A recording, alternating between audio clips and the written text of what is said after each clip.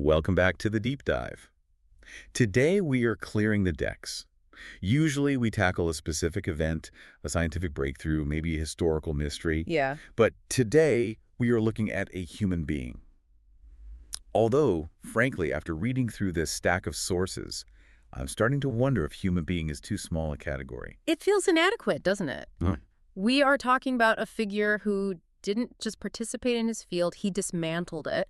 He took the American musical theater, stripped it down to the studs, looked at the rusty wiring. And rewired the entire thing to run on a completely different power source. That's it, exactly. We are, of course, talking about Stephen Sondheim. And I want to be clear right off the bat, this isn't just a greatest hits episode. Sure. We aren't just going to list the songs you know. No. The mission today is to unpack the mind that created them. Because the more I read, the more I realized that Sondheim wasn't just a composer. He was a mathematician. He was a puzzle addict. He was a structural engineer who just happened to build with music instead of steel. That is the perfect framing. I mean, if you look at Broadway before Sondheim, the Rodgers and Hammerstein era, and then you look at it after, they look like two different planets. Totally different. And Sondheim is the gravitational force that caused that shift. And just to set the stakes for anyone who might only know him from a movie adaptation or two, the hardware this man collected is absurd. It's a heavy trophy shelf.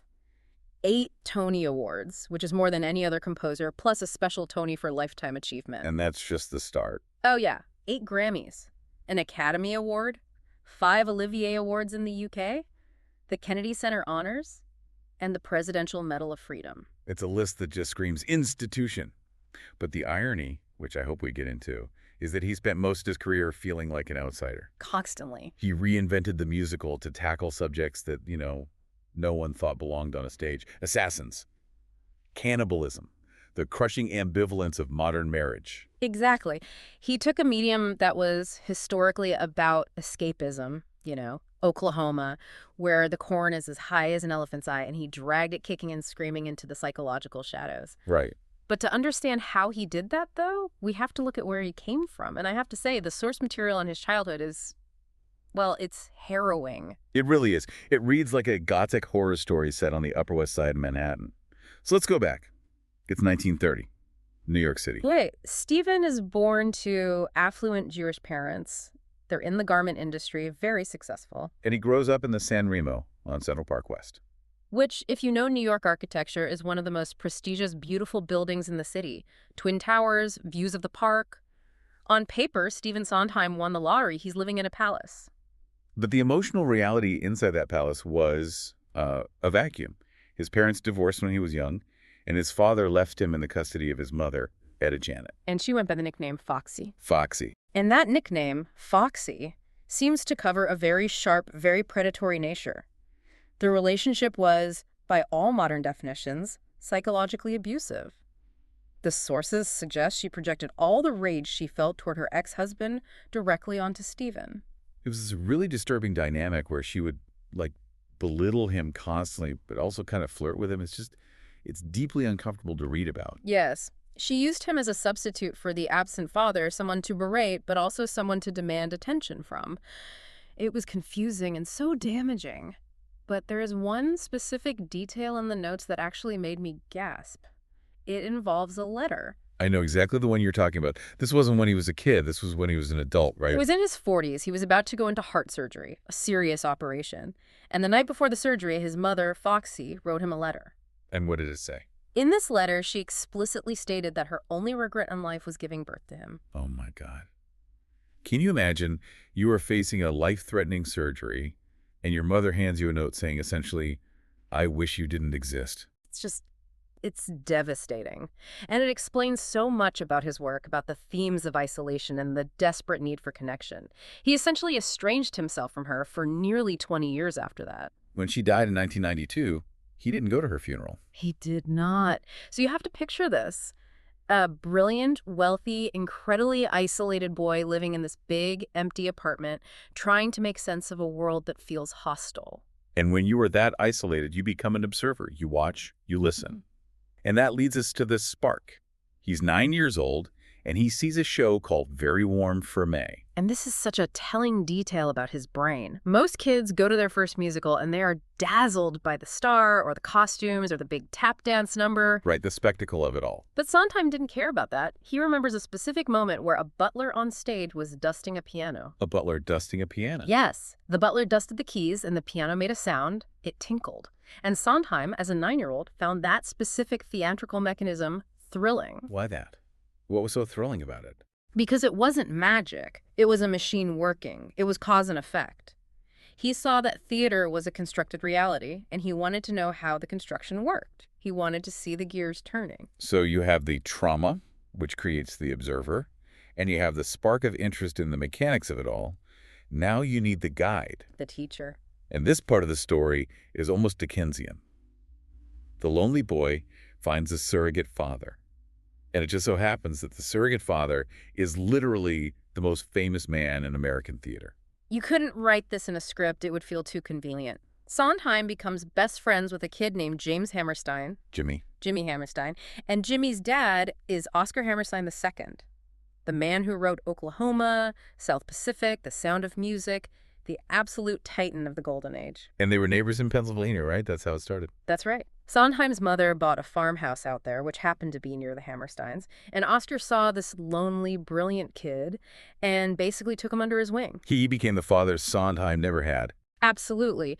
But, and this is crucial, it wasn't a pat on the head, good job, kid kind of mentorship. This was a boot camp. I loved the story about the first musical Sondheim wrote. By George. He's what, a teenager? He's 15. He writes a musical at his prep school, the George School.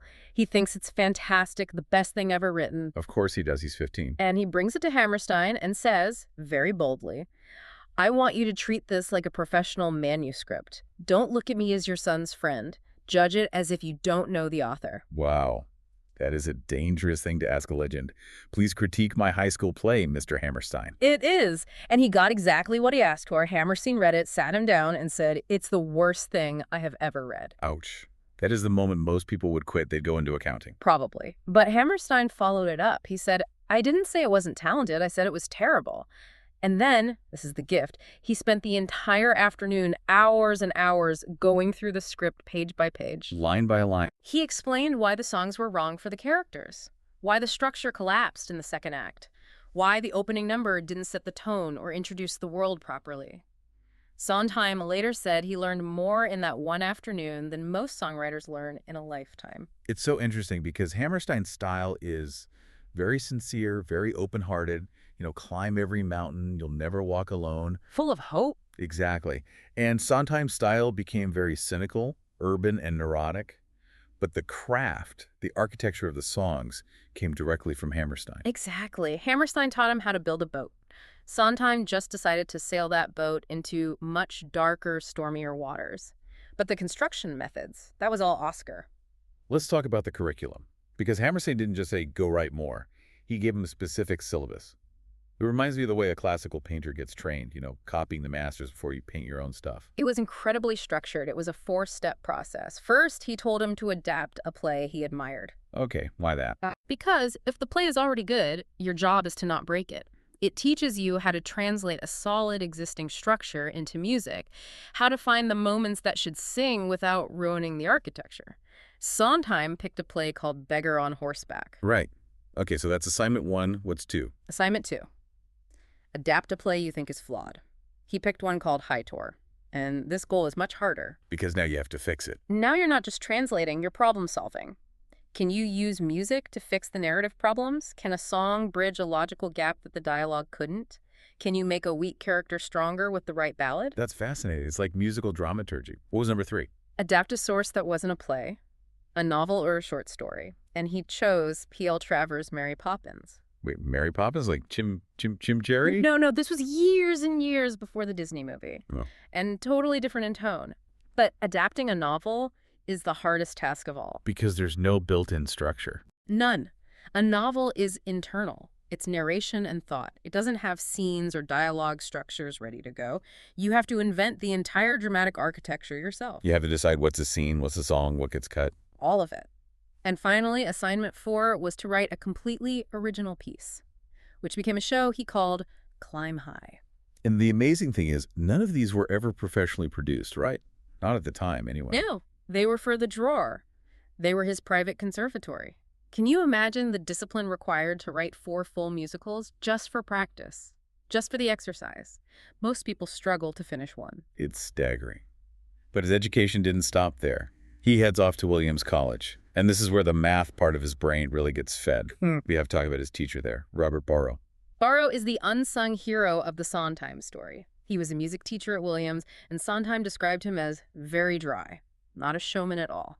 But Sondheim loved him because Barrow demystified music. How so? What does that mean? Well, there's a tendency to treat artistic talent as this mystical thing.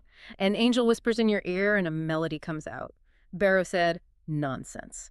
He taught Sondheim that music is logic. It's physics. That's a system. It's a system with rules. You have leading tones notes that desperately want to resolve to other notes. You have diatonic scales. You have chord progressions that create tension and release. For Sondheim, this was an aha moment. He realized art is something you can work out. It's not just inspiration. It's not magic, and that was empowering. He said it made him realize that talent is just a developed aptitude. You can work at it. You can get better through practice and analysis. So Barrow gives him the logic, and then he graduates and goes to study with Milton Babbitt for the advanced class? Right, and Babbitt was a serious capital C composer, an avant-garde guy, very modern. He was into serialism, atonal music stuff that can sound like random noise to the untrained ear. Not exactly show tunes? Not at all.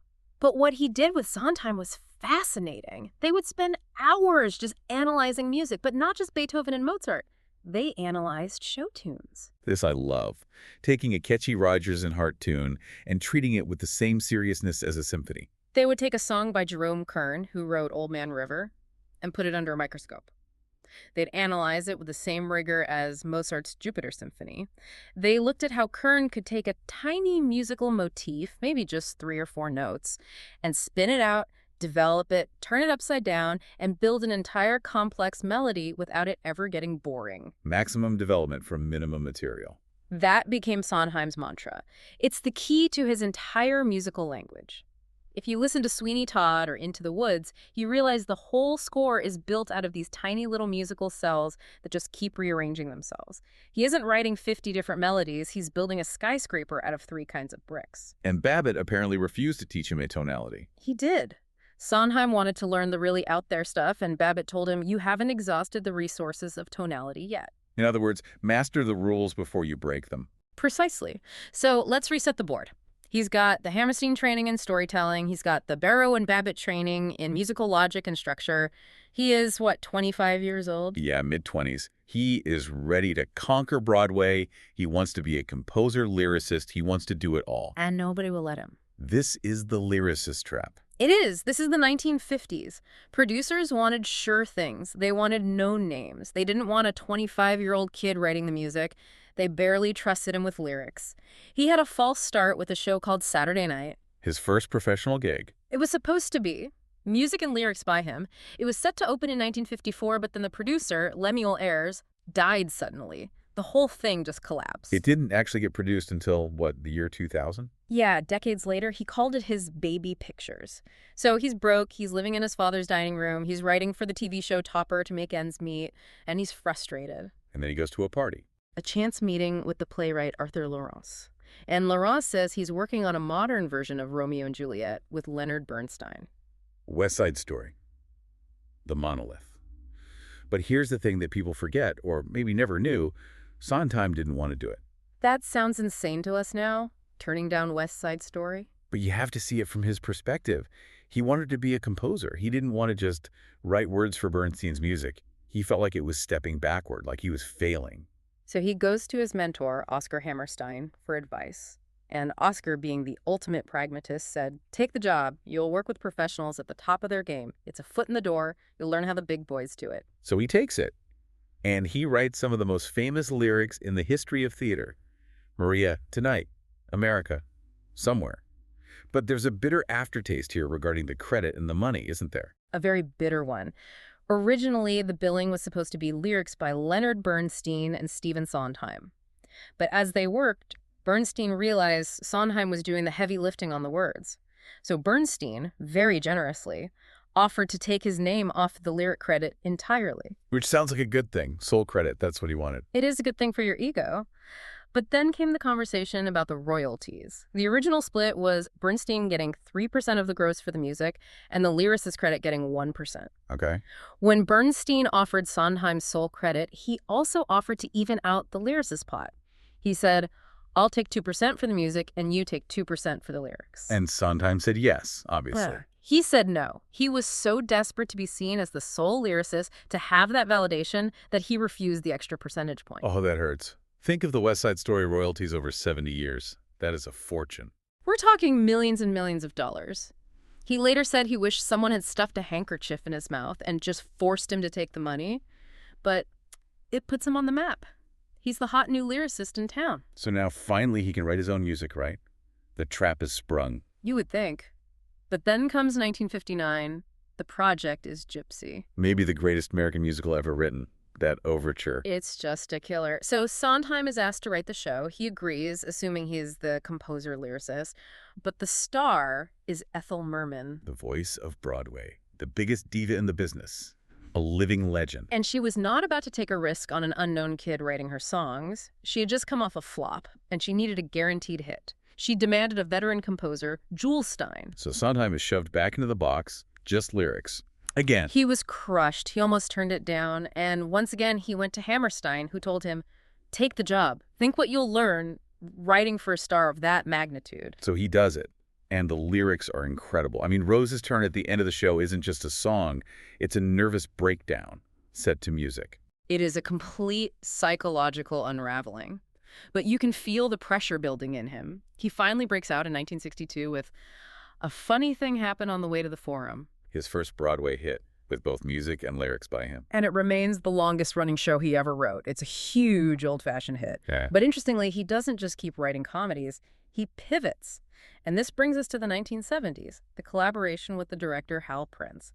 This is where Sondheim becomes a Sondheim. This is the golden era, the high watermark. From 1970 to 1981, Sondheim and Prince basically reinvented the genre with something they call the concept musical. Right. So let's define that for the listener. We hear that term a lot. What is the difference between a traditional musical and a concept musical? A traditional musical, think The Sound of Music or My Fair Lady, is driven by plot. It has a linear story, a beginning, middle, and end. Events happen in chronological order. Boy meets girl, boy loses girl, boy gets girl back. Something like that.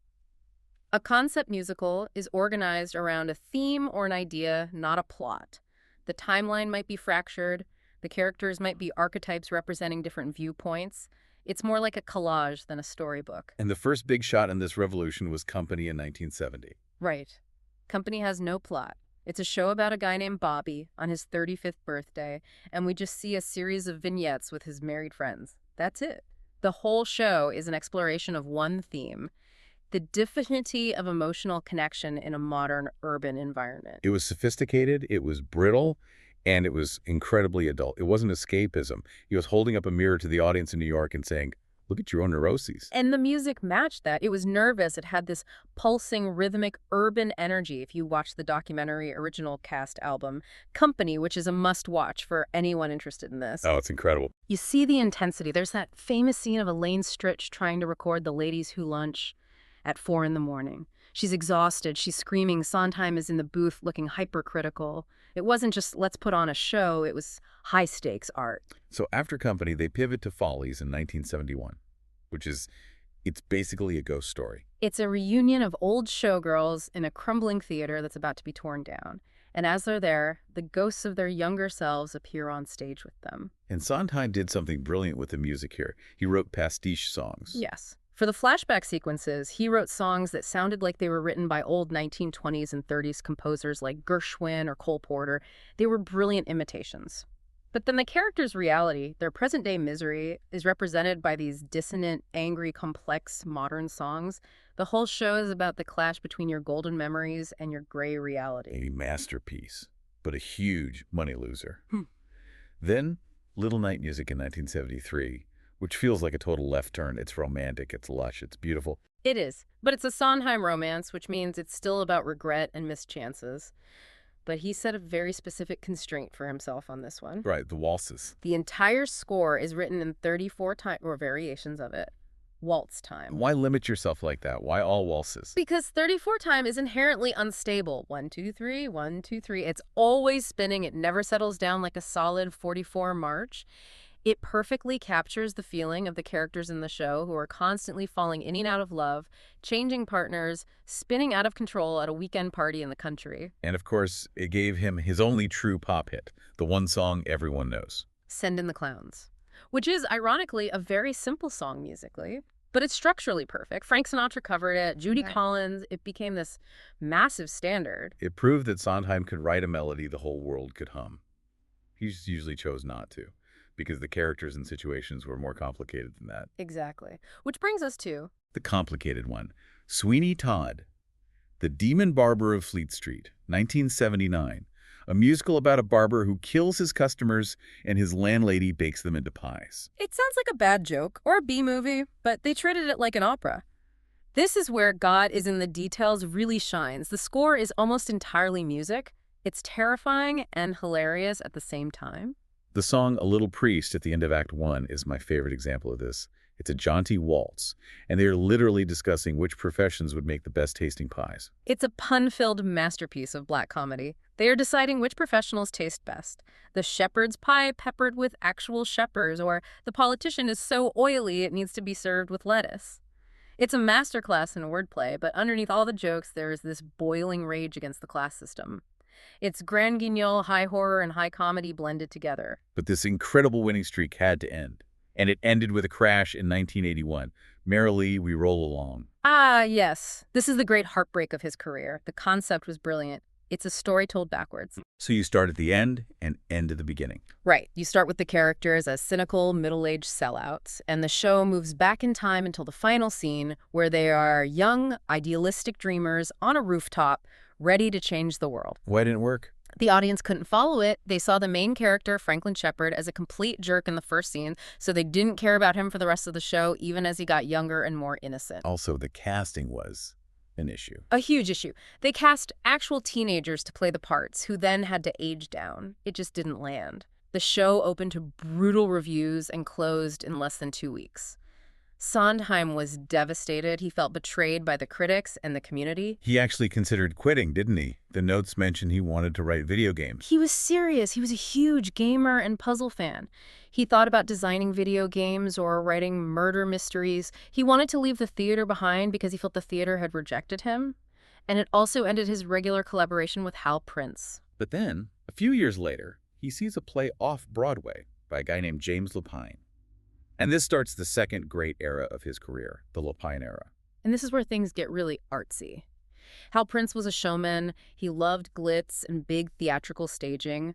Lapine was a visual artist, a photographer. He was quiet, more intellectual. He brought a totally different energy to the table. And their first collaboration is, in my opinion, his absolute masterpiece, Sunday in the Park with George. 1984. A musical about the pointillist painter Georges Seurat creating his famous masterpiece, A Sunday Afternoon on the Island of La Grande Jatte. And here is where we see that principle we mentioned earlier, content dictates form. Seurat painted with pointillism, tiny dots of color that blend in your eye. How did Sondheim translate that into music?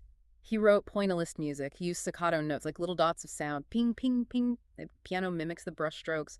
He used these repetitive, hypnotic motifs that eventually coalesce and build into a big, sweeping, gorgeous melody. It's incredibly difficult to sing, but the effect is that you are literally hearing the painting being created.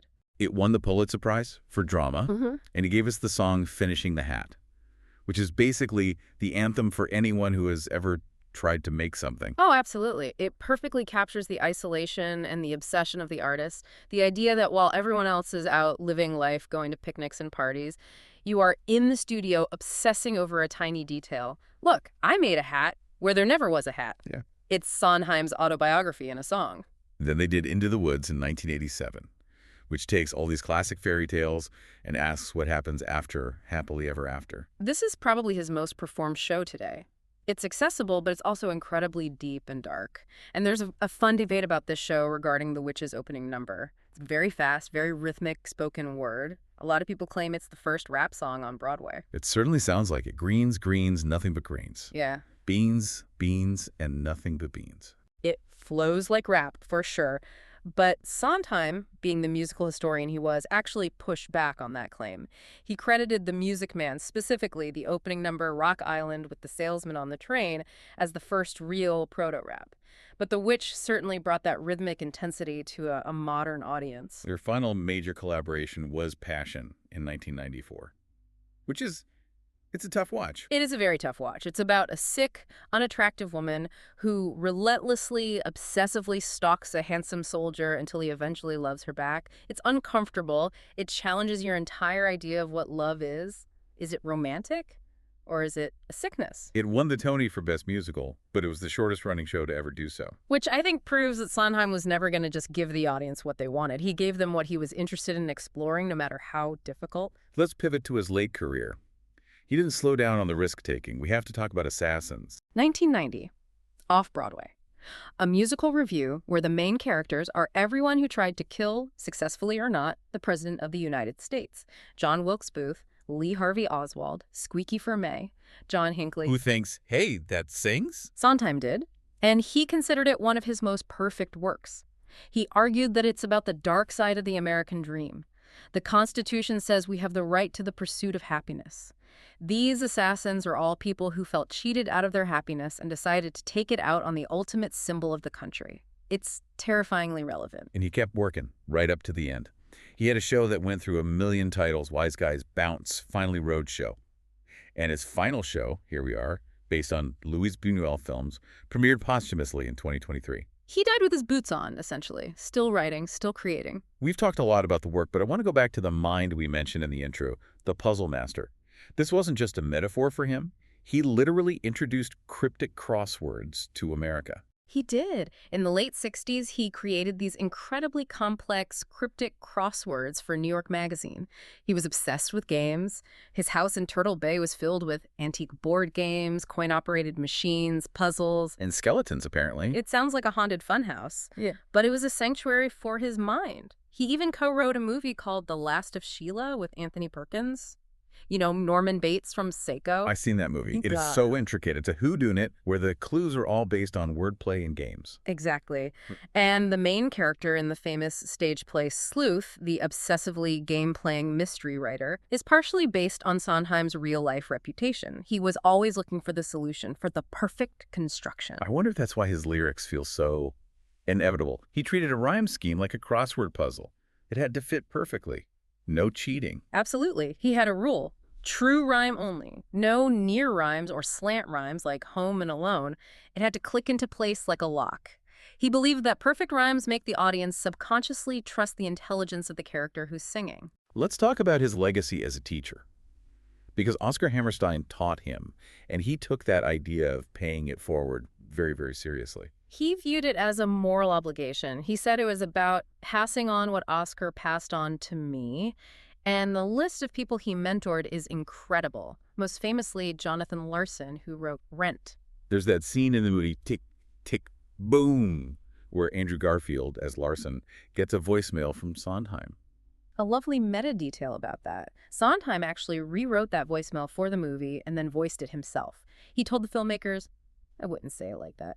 He wanted it to be accurate to how he would actually encourage a young artist. He was very gentle and supportive with Larson. He was also deeply involved with Lin-Manuel Miranda. He was.